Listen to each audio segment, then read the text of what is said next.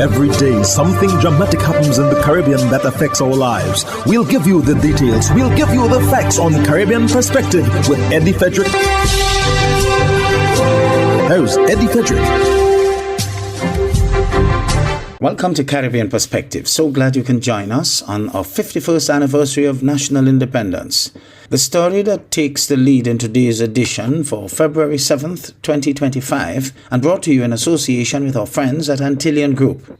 Trinidad and Tobago has a new acting commissioner of police, while injunction to block the appointment has been ruled against by a Trinidad and Tobago Supreme Court judge. Details after this important message. Believe in our strength, we'll stand by you. Protection from all perils, big and small. Reassurance we give, it's so clear to see. Peace of mind, that's our service guarantee. We look after all our family. Yes, we do at every opportunity. Antillean Group, underwriters of all classes of insurance solutions for your protection and investment. Live well financially.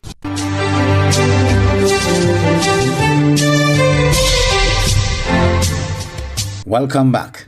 Before we get into the lead story for today, it was on 7th February 1974, Great Britain granted the Spice Isle political independence.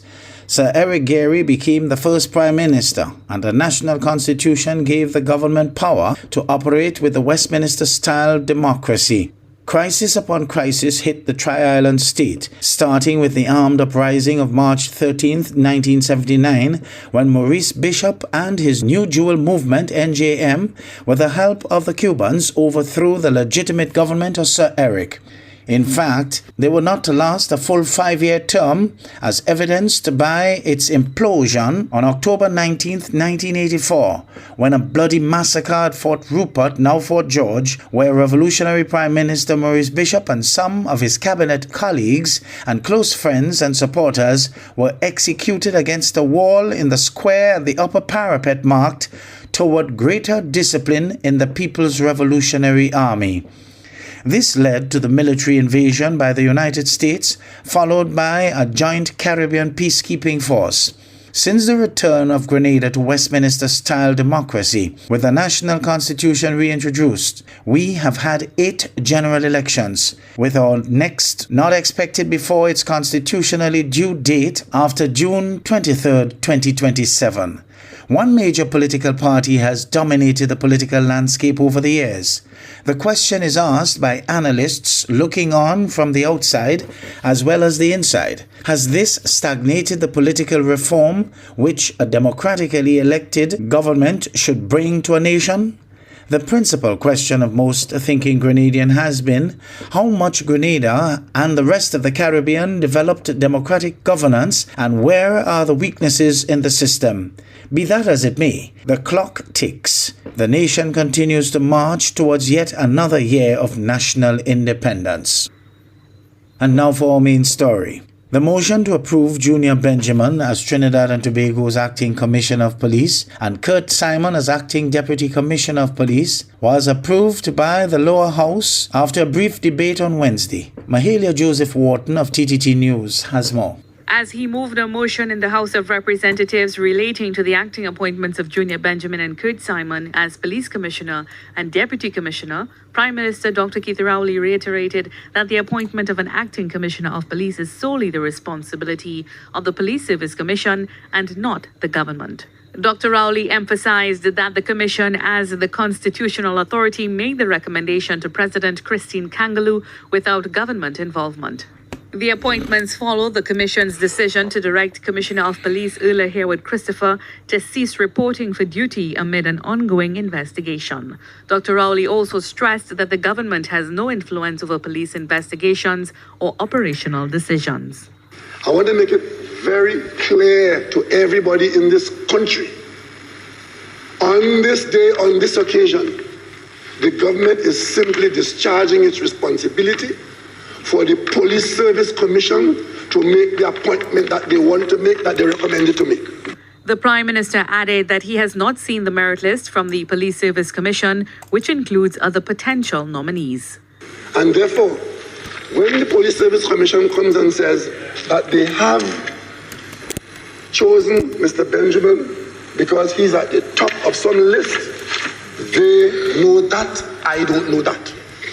I have nothing to put me in a position to know that. But I'm saying, because the law, the Constitution requires that the Police Service Commission holds that authority to make an appointment, I have to assume today that the recommendation made by the Police Service Commission is worthy of support. Member of Parliament for Oropuj East, Dr. Rudal Monilal, raised concerns about the circumstances surrounding the vacancy and questioned whether proper procedures were followed.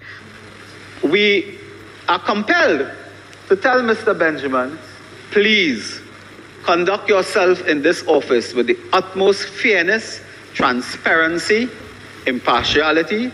Prime Minister Rowley also made it clear that the government has no role in directing police investigations or influencing appointments. He added that government was informed of the decision by the Commission when it was made public. Mahalia Joseph Wharton, TTT News. Meanwhile, a judge ruled against an application to grant an injunction to stop the appointment of Junior Banjamin to act as Commissioner of Police. More in this short TTT News item. A High Court judge has denied an injunction brought by attorneys for Earl Harewood Christopher against the Police Service Commission. Mrs. Harewood Christopher's legal team sought to challenge the decision to temporarily replace her with Deputy Commissioner Junior Banjamin while she remains suspended pending investigation. High Court Justice Christopher Suchan dismissed the application after hearing arguments from both sides in a virtual hearing. His ruling came shortly after the House of Representatives approved the Commission's recommendation to appoint Junior Banjamin acting Commissioner of Police and appoint Kurt Simon to act as Deputy Commissioner of Police. While denying the injunction, the judge granted Mrs. Harewood Christopher permission to challenge her suspension, ruling that her case had a reasonable chance of success. Earl Harewood Christopher was arrested last Thursday, January 30th, then subsequently released in connection with the importation of 2 sniper rifles for the Strategic Services Agency.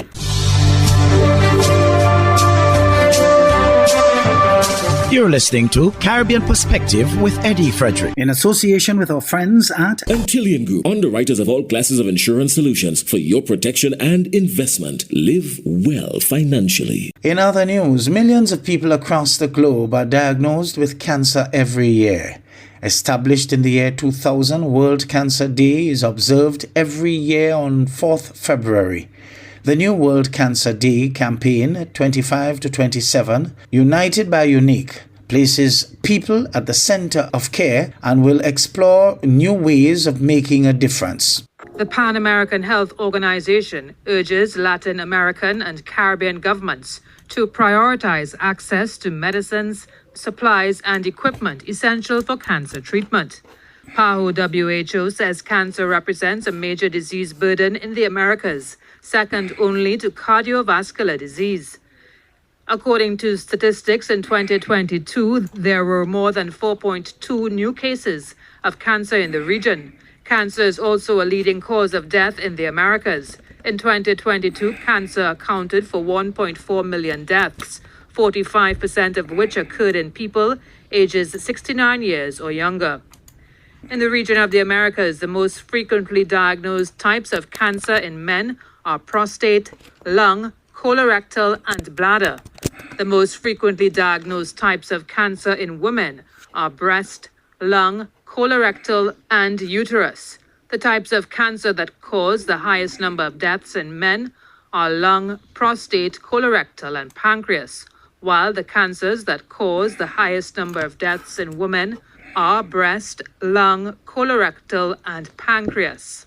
According to statistics from the Ministry of Health, for the period 2015 to 2020, over 10,000 individuals in Trinidad and Tobago are currently living with some form of cancer, with prostate cancer being the most common among men and breast cancer among women.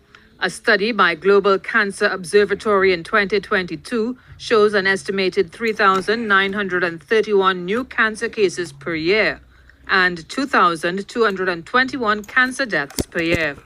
In Trinidad and Tobago, the top 3 leading cancers among men are prostate, colorectum, and lung, while breast, endometrial, and colorectum are the top 3 cancers found in women. I'm Karen Kosier-Phillip with your TTT News Health Check. Prostate cancer remains the most common cancer in men locally and the second most common in men globally. This is according to President of the Barbados Cancer Society, Professor David Rosen.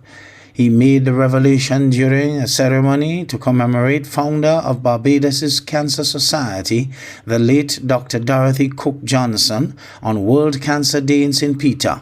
This observance forms part of the activities for the parish under the We Gather in 25 initiative. We have studied more now about how to predict patients who have cancer or might get it. And over the last 3 years, I'd actually done something which was never done in any cancer society previously, and that is to run trials. It's a first.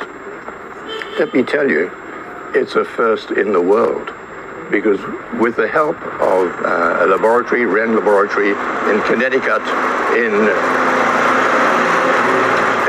in America, we have done a trial first on prostate cancer. A Member of Parliament for St. Peter, Colin Jordan, encourages residents in the parish and wider Barbados to emulate Dr. Cook Johnson's character to add to the fabric of society. Illness itself could be debilitating, but the thought of, particularly if you have family members who have been afflicted, just the thought about it, does put quite significant mental pressure on individuals. And so the work of the Barbados Cancer Society remains vitally important. It is something that we have to make sure we support. With our moral support, with our financial support, we have to continue to support the society. Trinidad's Minister of Foreign and CARICOM Affairs, Dr. Amory Brown, says there is no need for panic as he spoke about the change in administration in the United States. That's something that we've made even more regular now during this period of change and adjustment. And we will continue to exercise our responsibilities and duties to best effect, always in the interests of all the citizens of Trinidad and Tobago. There's no reason for panic, but there is reason for us to redouble our efforts and to ensure that we can advance the interests of the people of Trinidad and Tobago at this time of change. In fact, he said this topic would be key on the agenda of the next CARICOM Heads of Government meeting, carded to take place in Barbados in late February. We have to be up for the challenge, and the discussions in Barbados of CARICOM Heads is really going to be critical in helping to shape the posture of our region and the responses to some of the initiatives that might be underway. As for deportations from the United States, Minister Brown said it's been business as usual with no major change. We have continued to receive deportations over the years, as I've indicated to the media recently. It's something that's very well managed, responsibly managed, with excellent communication, collaboration, and coordination between teams in Washington, D.C., the Embassy of the United States of America here, as well as our immigration authorities, the Ministry of National Security, and the Ministry of Foreign and CARICOM Affairs. At this point, we've received no official communication to suggest that routine, that collaboration will change in any respect. As for when a new ambassador to TNT will be appointed, we would welcome the new U.S. ambassador whenever he or she is posted. As you know, the United States of America has a particular confirmation process, which can take some time. But we work closely. There's a very competent charge in place. We work very well with the team at present, and we stand ready to welcome the ambassador whenever posted. So those relations are maintained. Sonolala, TTT News.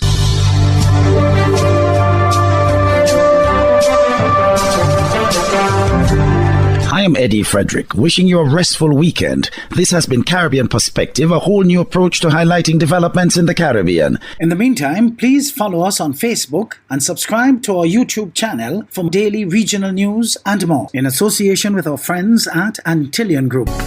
Believe in our strength, we'll stand by you. Protection from all perils, big and small. Reassurance we give, it's so clear to see. Peace of mind, that's our service guarantee. We look after all our family. Yes, we do at every opportunity. Antillian Group, underwriters of all classes of insurance solutions for your protection and investment. Live well financially.